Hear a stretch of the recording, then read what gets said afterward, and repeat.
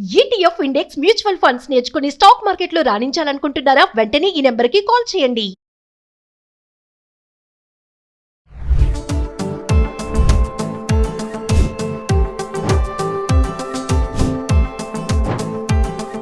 Hi hello నమస్తే, welcome back to Suman TV. ప్రస్తుతం మనతో పాటు ఉన్నారు ఫ్యామిలీ కౌన్సిలర్ రజనీ రామ గారు. నమస్తే మ్యామ్. నమస్తే నవీన. మేము ఒక భార్య భర్తతో ఎలా బిహేవ్ చేయాలి? అదేంటి భార్య భర్తతో ఎలా బిహేవ్ చేయడం అంటే వాళ్ళిద్దరికి ఎంత ఫ్రీడమ్ ఉంటుంది, చాలా అన్యోన్యంగా ఉంటారు, క్లోజ్గా ఉంటారు కదా, అయినా సరే భర్తతో భార్య ఎలా బిహేవ్ చేయాలి అని అడుగుతున్నారని మీరు అనుకోవచ్చు. కానీ ఇక్కడ కొన్ని చాలా ఉన్నాయి మేడం. ఎందుకంటే చాలా మంది భార్యలు ఇంకా అల్లరి చిల్లరగా ఉండడము, కొంతమంది, అందరి గురించి కాదు, అలా ఉన్న వాళ్ళ గురించి మనం చేస్తున్నాం. అంటే అసలు హస్బెండ్తో ఎలా ఉండాలి వైఫ్ అనేది కొన్ని టిప్స్ మేడం. అంటే అల్లరి చిల్లరగా అని కాదు, ఏ కాలంలో పాతకాలం మనకు తెలియదు, వదిలేద్దాం. ప్రస్తుతం వచ్చే సమస్యలు ఇన్ని రకాలు, ఎప్పుడు ఏ రకం వస్తుందో మనకు తెలియదు. అన్ని రకాల సమస్యలు వస్తున్నాయి. ఇంకా అవి ఎటు దారి తీస్తున్నాయి కూడా మనం చూస్తున్నాం.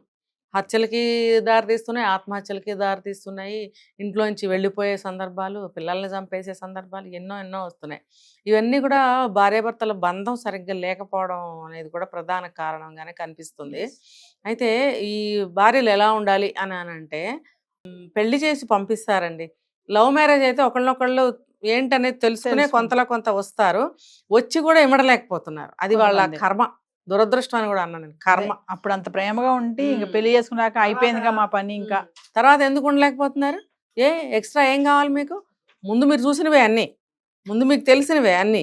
పెళ్ళైన తర్వాత కొత్త ఎందుకు కోరుకుంటున్నారు మీరు కదా? పెళ్ళైన తర్వాత ఎలా ఉందాము, పుట్టబోయే పిల్లలకి పేర్లు కూడా సెలెక్ట్ చేసుకుంటున్నారే. మరి అలాంటప్పుడు ఎలా ఉండాలనేది ముందు మీకు తెలీదా? మళ్ళీ ఇంకా ఎక్స్ట్రాలు ఏదేదో కోరేసుకుంటున్నారు భర్తల నుంచి, భార్యల నుంచి. అన్ని ఎక్స్పెక్టేషన్స్ ఉండటం వల్ల కూడా దెబ్బతింటుంది ఆ భార్యాభర్తల బంధం, సంసారం కూడా దెబ్బతింటుంది. పిల్లలు పుడితే ఆ పిల్లలు కూడా సరిగ్గా పెరగలేకపోతున్నారు, పిల్లల మీద కాన్సన్ట్రేషన్ వీళ్ళు చేయలేకపోతున్నారు, ఇన్ని జరిగిపోతున్నాయి. మరి ఇంకా పెద్దవాళ్ళు చూసి చేసిన పెళ్ళిళ్ళు అయితే కూడా వీళ్ళు కూడా దాదాపు ఇలాగే ఉంటున్నారు. తెలియని అబ్బాయిని పెళ్లి చేసుకుంటే కూడా వీళ్ళ ఎక్స్పెక్టేషన్స్ కూడా అంత ఎక్కువగానే ఉంటున్నాయి. నువ్వు అసలు కంప్లీట్గా తెలియని అమ్మాయివి. నేను అదే చెప్తున్నా, డే 1 నుంచి ఆ అమ్మాయి ఇష్టాలు ఏంటో తెలుసుకోండి, అబ్బాయి ఇష్టాలు ఏంటో తెలుసుకోండి. అతను బంధువులు ఎవరినైనా ఇష్టపడుతున్నాడా, అది మీరు రెస్పెక్ట్ చేయండి, లేకపోతే అతను కోపం వచ్చేస్తుంది, నీ మీద నెగటివ్ పెట్టేసుకుంటాడు. అలాగే ఈ అమ్మాయి కూడా ఎవరైనా బంధువులను ఇష్టపడుతుందా, దాన్ని రెస్పెక్ట్ చేయండి. ఓహో, ఈ అమ్మాయికి ఫలానా పిన్ అంటే, బామ్మ అంటే ఇష్టము, మనం కూడా గౌరవించడానికి అలవాటు పడదాం. నువ్వు ఇవాళ ఫస్ట్ డే వచ్చినప్పుడు నీకు వాళ్ళ చుట్టాల మీద ఎటువంటి కోపతాపాలు, శత్రుత్వాలు ఉండవు కదా. ఆమెతో సమానంగా నువ్వు కూడా గౌరవించు, ఆమె ఎవరినైతే ఇష్టపడుతుందో. తర్వాత ఆమె ఏ ఏ ఐటెంని ఇష్టపడుతుంది, తినే పదార్థం, అది కూడా నువ్వు గమనించు. అలాగే ఆమె ఇష్టాయిష్టాలు కొన్ని ఉంటాయి, అలాగే అతని ఇష్టాలు, ఇద్దరు కూడా గౌరవించుకున్నప్పుడు బాగుంటుంది. లేదు అనుకోండి, అప్పుడు ఏం చేయాలి? సైలెంట్గా నడుపుతూ ఉండాలి. కొంతకాలం టైం తీసుకుంటుంది ఆ బాండ్ అనేది ఏర్పడటానికి. అతిగా ఎప్పుడూ కూడా ఎవరు మాట్లాడకూడదు. ఇప్పుడున్న కాలమాన పరిస్థితుల ప్రకారం ఎక్కువగా మాట్లాడామంటే దెబ్బతింటాం. చాలా చూశాను నేను ఇలాంటివి. ఇప్పుడు భార్య ఎక్కువగా మాట్లాడుతుంది, ఓవర్ ఎక్స్పెక్టేషన్స్, ఇలా ఉండొచ్చుగా, అలా ఉండొచ్చుగా, ఎక్కడికైనా వెళ్దాము, లేకపోతే అది తీసుకొద్దాం, ఫలానా వాళ్ళకి అది చేయాలి, రకరకాలు ఉంటాయి. ఇల్లు అన్న తర్వాత ఇంత ఈవిడ మాట్లాడుతుంటే అతను మాట్లాడడం, అప్పుడు మండిపోదా? మరి 100 సార్లు పలకరించినా మాట్లాడరు. అలాగే కొంతమంది భార్యలు ఎంత పలకరించినా పలకరు. ఇలా ఉన్నప్పుడు సైలెంట్ మెయింటైన్ చేయడం చాలా మంచిది, ఎందుకంటే గొడవలు రాకుండా ఉంటాయి. కమింగ్ టు డ్రెస్ విషయంలో నేను అడగాలనుకుంటున్నాను. ఇప్పుడు హస్బెండే కదా, హస్బెండ్ ఉన్నప్పుడు ఎలా ఉంటే ఏంటి మనకని కొంతమంది భార్యలు అనుకుంటారు. నా భర్తే కదా, నా భర్త ముందు నేను ఎలా ఉంటే ఏమవుతుంది, ఇలాంటి డ్రెస్ వేసుకుంటే ఏమవుతుంది అనేది. మరి ఇక్కడ కూడా మనం ఏమన్నా కండిషన్స్ అప్లై ఉంటాయా? ఉంటుంది. భార్య భర్తల మధ్యలో కూడా ఈ డ్రెస్సింగ్ విషయంలో అనుకుంటారు కదా కొంచెం భర్తలు, నా భార్య నాకే అందంగా కనిపించాలి, వేరే వాళ్ళకి కాదు. అలా అలా ఒకసారి దాని గురించి. అదే చెప్తున్నా. ఒక అమ్మాయి ఒక భర్త చెప్పాడు నాకు, ఏంటంటే అన్ని తనకు కావాల్సినట్టే ఉంటుంది, నాకు కావాల్సినట్టు ఉండదు. అంటే నాకు కావాల్సినట్టు నేను ఉంటాను, నాకు ఇష్టమైనట్టు నేను ఉంటాను అనే మాట కామన్ అయిపోయింది ఈ రోజులు. కానీ భర్తకి కూడా కొన్ని ఇష్టాలు ఉంటాయని తెలుసుకోరు. భర్తకి నచ్చినట్టుగా మనం ఉంటే కూడా భర్త మనల్ని ఇష్టపడతాడు అనే చిన్న విషయాన్ని గుర్తుపట్టలేకపోతున్నారు. అలాగే భర్తలు కూడా భార్యకి ఇష్టమైనట్టు తను ఉంటే భార్య ఇంకా బాగా ప్రేమిస్తుంది, ఇంకా బాగా నాతో ఉంటుంది అనేది తను అర్థం చేసుకోలేకపోతున్నాడు. అంటే ఇది నేను కొన్ని జరిగిన సంఘటనలు తీసుకొచ్చి ఎందుకు చెప్తున్నానంటే, జరిగినాయి కాబట్టి, ఇవి జరుగుతాయి కాబట్టి అని అనుకోండి. నేను జరిగినవి చెప్తున్నాను కాబట్టి మీరు అనుకోండి ఇది జరుగుతాయి ఇలా అని అనుకున్నట్టయితే బాగుంటాయి లైఫ్స్.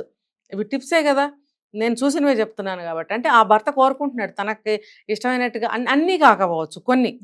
అన్నీ అతనికి ఇష్టమైనట్టే నేను తినాలా, బట్టలు కట్టుకోవాలా, అది కాదు ఇక్కడ. ఇప్పుడు కొన్ని ఉంటాయి, అతనికి ఫలానా కలర్ చీరలో లేకపోతే డ్రెస్లో భార్యను చూడాలనుకుంటాడు. ఆ కలర్ డ్రెస్ నువ్వు కొనుక్కుని వేసుకుంటే తప్పే ఉంది, అతను సంతోషిస్తాడు కదా, నీ మీద ప్రేమ పెరుగుతుంది కదా. రేపో నాకు ఇష్టమైన కలర్ వేసుకుంటాను, నాకు ఇష్టం వచ్చినట్టు తింటాను అని అంటే అది నువ్వు ఒక్కదానివే ఉన్నప్పుడు సాగుతుంది. నిన్నెవరూ ఇష్టపడాల్సిన అవసరం ఉండదు అక్కడ, నువ్వు ఒక్కదానివే ఉంటున్నావు, లేకపోతే నువ్వు ఒక్కడవే ఉంటున్నావు. కానీ ఇద్దరు కలిసి ఉంటున్నప్పుడు నా భార్యకి లేదా నా భర్తకి ఈ డ్రెస్ బాగుంటుందని భార్య కోరుకోవటం భర్త కోరుకోవటంలో తప్ప అసలు లేదు. 100% కరెక్ట్ అది. అన్నీ అవే కొనుక్కోమనట్లేదు కదా, అన్ని అవే పదార్థాలు తినమని అనట్లేదు కదా, ఏవో కొన్ని ఉంటాయి అలాగా. అది మీరు రెస్పెక్ట్ చేయగలగాలి. ఇప్పుడు నిన్న ఒక అమ్మాయిని చూశాను, స్టెప్పులుగా ఇలా ఇలా ఇలా ఇలా కటింగ్లు చేసుకుని జుట్టు. భర్తకి ఎంత మాత్రం ఇష్టం లేదు. నువ్వు ఎవరి కోసం చేసుకున్నావు? ఇద్దరు పిల్లల తల్లి, ఒక 5వ క్లాస్ చదువుతున్నారు, 4వ క్లాస్ చదువుతున్నారు పిల్లలు. మరి అలాంటప్పుడు నువ్వు ఎవరి కోసం కట్ చేసుకుని బయటకు వెళ్తున్నావు ఆ జుట్టుని? ఇక్కడొక స్టెప్పు, ఇక్కడొక స్టెప్పు, ఇక్కడొక స్టెప్పు, ఇక్కడొక స్టెప్పు, వెనకాల ఇంకోటి పెద్ద స్టెప్పు. ఇన్ని స్టెప్పులు జుట్టు అంటే ఈ స్టెప్ కటింగ్ ఇది ఇక్కడే ఉంటుంది, సచ్చినా ఇది వెనక్కి వెళ్ళదు, పిన్ పెట్టాలన్నా వెళ్ళదు, ఇది వెళ్ళదు. అంటే ఇవన్నీ ఇలా ఇలా ఇలా వేసుకుని నువ్వు ఎవరిని అట్రాక్ట్ చేద్దాం అనుకుంటున్నావు, ఎవరికి చూపించాలనుకుంటున్నావు, ఎవరు నిన్ను మెచ్చుకోవాలనుకుంటున్నావు? ఇది ఖచ్చితంగా భర్తకి ఇష్టమే లేదు. మరి నువ్వు ఎవరి కోసం కట్ చేసుకున్నావు? మీ అమ్మ కోసమా, నాన్న కోసమా, బామ్మ కోసమా, మీ పిల్లల కోసమా? పిల్లలు కూడా విచిత్రంగా చూసారు అమ్మాయిని గబుక్కుని, అంటే అప్పుడే కట్ చేసుకుంది. మరి ఎవరు ఇష్టపడ్డారు, ఎవరు మెచ్చుకున్నారు నువ్వు చేసిన పనిని? ఖచ్చితంగా నీకు నెగిటివే వచ్చింది. నెగిటివ్ రావటం నీకు ఇష్టమా? అరే భలే ఉందని అందరూ అంటే నీకు ఇష్టమా? బయట వాళ్ళు అనాలా? నువ్వు పోనీ అందంగా ఉన్నావా ఆ కటింగ్లో? నాకే నచ్చలా. మరి నువ్వు ఎవరికి నచ్చుతావు? చూసినకి ఎవరికి నచ్చదు ఆ స్టెప్పులు. ఏదో ఒక డిజైన్, ఒక స్టైల్ పెట్టుకుంటే బాగుంటుంది. నువ్వు ఇన్ని కటింగ్స్ చేసుకున్నావు ఫేస్ మీద, మరి అది ఏం బాగుంది? ఏం బాగలేదు, ఎవరు మెచ్చుకోరు. భర్తకు అంతకన్నా నచ్చలేదు. నువ్వు భర్తకి ఇష్టం లేని పని చేసావు, నిన్ను ఆ రూపంలో ప్రతిరోజు చూడాలి భర్త. మరి అది భర్తకి ఇష్టమైనట్టుగా ఉండటంలో తప్పే ఉంది? ఒకసారి ఆలోచించండి. అతను బాగుంది అనాలా, చిచ్చి అనాలా చెప్పండి? అది వాళ్ళే తెలుసుకోవాలి. కాబట్టి ఇష్టాయిష్టాలని గౌరవించుకుని ఏది మనం బట్టలు వేసుకున్నా, ఒక జుట్టు కత్తిరించుకున్నా, ఒక బొట్టు పెట్టుకున్నా, ఏం చేసినా సరే ఇంట్లో ఉండే మనుషులు మెచ్చుకోవాలి. ముఖ్యంగా భార్యాభర్తలు అంటారు కాబట్టి వీళ్ళిద్దరి మధ్యలో ఏమీ రాకూడదు కాబట్టి, వీళ్ళిద్దరూ నుండి నూరేళ్ళు కాపురాలు చేయాలి కాబట్టి చెప్పుకుంటున్నాం ఈ మాటలు. భర్తకి ఇష్టమైనట్టుగా ఉండాలి. అలాగే భర్త కూడానండి భార్యకి ఇష్టమైనట్టుగా ఉండాలి. అంటే నువ్వు ఆఫీస్కి వెళ్ళేటప్పుడు అలా వెళ్ళు, మరి చుట్టాల దగ్గరికి వెళ్ళినప్పుడు ఒక పద్ధతి ఉంటుంది, ఇంట్లో ఉన్నప్పుడు ఒక పద్ధతి ఉంటుంది. ఏది ఏమైనా సరే మనం ఫలానా ఫంక్షన్కి వెళ్తున్నామండి, ఈ డ్రెస్ బాగుంటుంది, హుందాగా ఉంటారు, లేకపోతే కలర్ మీకు బాగుంటుంది వేసుకోండి, ఇలా ఏదో సజెషన్ భార్య ఇచ్చినప్పుడు ఖచ్చితంగా పాటించాలి. ఎందుకంటే నీ అందరం నీకు ఎలా తెలుస్తుంది? నేను ఎదుటి వాళ్ళు చూసినప్పుడు కదా నువ్వు ఎలా ఉన్నావో తెలుస్తుంది. మరి అలాంటప్పుడు ఎదుటి వాళ్ళ కళ్ళకి బాగున్నప్పుడు అది నిజంగానే బాగుంటుంది అని భార్య చెప్పిన మాట వినాలి, భర్త చెప్పిన మాట వినాలి. లేకపోతే ఆ గౌరవం కానీ అది ఒకళ్ళ విషయం ఒకళ్ళు మన్నించుకోవటం కానీ లేనప్పుడు ఎందుకండి ఇంకా అది? ఇప్పుడు చాలా మంది జంటలు ఇలాగే ఉంటున్నారు, ఉండొద్దని నేను చెప్తున్నా. ఫ్రీడమ్ ఉండాలి, అలానే రెస్పెక్ట్ కూడా ఉండాలి. భర్తకి భార్య, భార్యకి భర్త కూడా. నువ్వు ఏం అందంగా తయారైనా బయటవాడు ఎందుకు చూడాలి? బయటవాడికి చూపిస్తున్నావు అంటే నువ్వు బయటవాడికి నువ్వు ఇష్టపడుతున్నావా? బయటవాడి దగ్గరికి వెళ్ళాలనుకుంటున్నావా? కొంత పాత రోజుల్లో అడిగేవారు, బయటకు వెళ్ళేటప్పుడు పూలు పెట్టుకెళ్తున్నావు, ఎవరి కోసం వెళ్తున్నావే నువ్వు అని అడిగేసేవారు బామ్మలు ఉంటే ఇంట్లో కదా.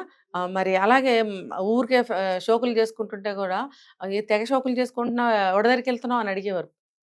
అలా మరి అది తప్పే కదా. నువ్వు ఇంట్లో ఉన్నప్పుడు పండగ అప్పుడు రెడీ అయ్యావు అనుకో, ఇంట్లో అందరూ చూస్తారు, లేదా అందరూ కలిసి గుడికి వెళ్తారు, లేదా అందరూ కలిసి ఒక ఫంక్షన్కి వెళ్తారు, అదొక పద్ధతి. కానీ నువ్వు ప్రత్యేకంగా ఒక ఆఫీస్కి వెళ్ళేటప్పుడు అలా తయారై వెళ్తే నువ్వు ఎవరి కోసం వెళ్తున్నావు? నువ్వు ఆఫీస్కి వెళ్ళేటప్పుడు డీసెంట్గా వెళ్ళాలి, చిల్లరగా వెళ్ళకూడదు.